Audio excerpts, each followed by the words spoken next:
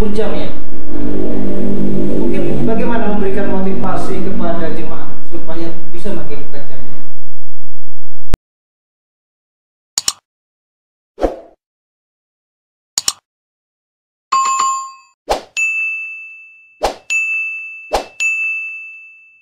Yang menurut saya motivasi itu akan ketemu ketika adanya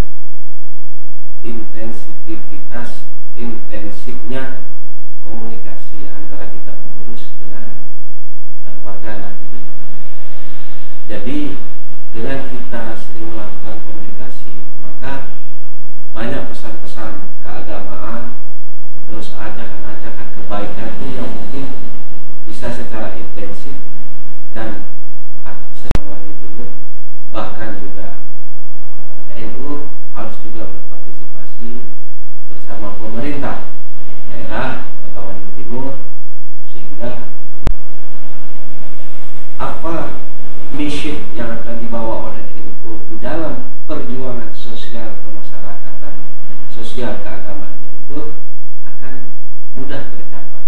Dan ini sudah terbukti dalam banyak hal, misalnya kita berhasil menggandeng pemerintah daerah mendatangkan majelis-majelis besar yang ada di Jawa, terus kiai-kiai besar seperti kemarin Ustadz Somad juga, dan mungkin di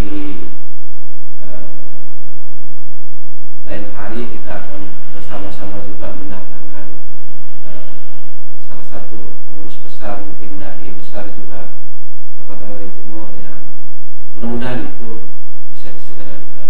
Nah, insya Allah semua itu bisa mempengaruhi pandangan atau persepsi masyarakat Nahdlatul Ulama datang dengan nilai-nilai baru, dengan nilai-nilai kebaikan, dan itu akan menjadi motivasi bagi mereka untuk menuju menjadi insan yang lebih baik di dunia. Saya kira itu pesan-pesan yang bisa saya berikan.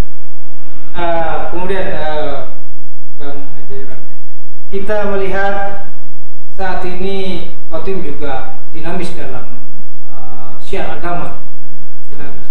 Ada paham-paham lain yang masuk ini, ada paham-paham lain.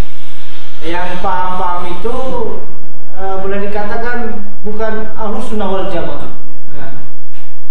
Bagaimana menurut pandangan Bang Haji terkait dengan adanya paham-paham ini? Apa yang harus dilakukan oleh Nahdlatul Ulama, Jamiah Nahdlatul Ulama? Ya, saya kira tidak ada jalan lain. Jadi kita melakukan kontra informasi dan kontra perjuangan organisasi apapun untuk memberikan semacam informasi pembanding bagi masyarakat bahwa banyak aliran-aliran yang di luar Ahlus Sunnah wal Jamaah yang seperti yang sekarang lagi masih dikembangkan oleh pihak-pihak mereka. Kita bisa menyuguhkan informasi ataupun keislaman lain sebagai pembanding, yaitu bagaimana Islam yang secara ijtimaul jami', arti kesepakatan sebagian besar ulama-ulama yang ada di seluruh dunia yang mengatakan bahwa golongan Islam yang paling benar itu tidak ada lain kecuali Ahlus Sunnah wal Jamaah. Nah, dengan adanya kontra informasi tadi, masyarakat menjadi tahu bahwa apa yang mereka kenal dari informasi pihak sana itu kita bisa menyebutkan informasi juga yang secara berimbang. Itu cara yang pertama. Terus yang kedua, saya mungkin sebagai seorang yang selalu berpikir ilmiah, tidak ada lain bagi saudara-saudara kita yang sudah terpapar dengan tidak ada cara lain kecuali kita mengajak untuk berdialog secara ilmiah. Mungkin dia membawa dalil, kita juga berikan dalil. Pada akhirnya kita berdoa. Setelah kita ajak berdialog, kita doakan dia. Nah, pada akhirnya Allah yang punya hati, Allah yang menguasai hati, yang muqallibal qulub, kan begitu, yang menguasai hati. Seraya kita mendoakan kepada orang-orang yang sudah terpapar, kita ajak dialog, mudah-mudahan Allah mengasih hidayah dan dia mau kembali ke jalan, ke pemikiran aswajah yang sebenar-benarnya di dalam cara mereka Islam. Saya kira itu. Nah, kemudian mungkin kita harus juga berpikir bahwa Indonesia ini berdiri bukan karena hanya satu kelompok atau golongan. Indonesia berdiri atas berbagai golongan. Kita lihat di wilayah barat begitu kuat kental keislamannya. Nah, di wilayah tengah mungkin tergabung antara Islam dan non-Muslim. Dan di wilayah timur juga kental dengan non-Muslimnya.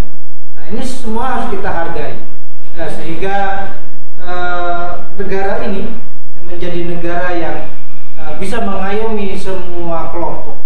Nah, ini sudah tersusun sebetulnya, bagian di saat founder bangsa ini, pendiri bangsa ini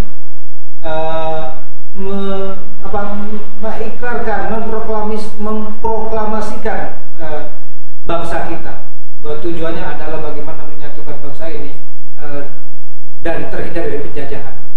Nah, ini sikap toleran ini bagi NU kan ciri khas. Kita lihatlah ketika guru bangsa kita, ketua umum PBNU masa lalu almarhum Gus Dur, beliau menjadi contoh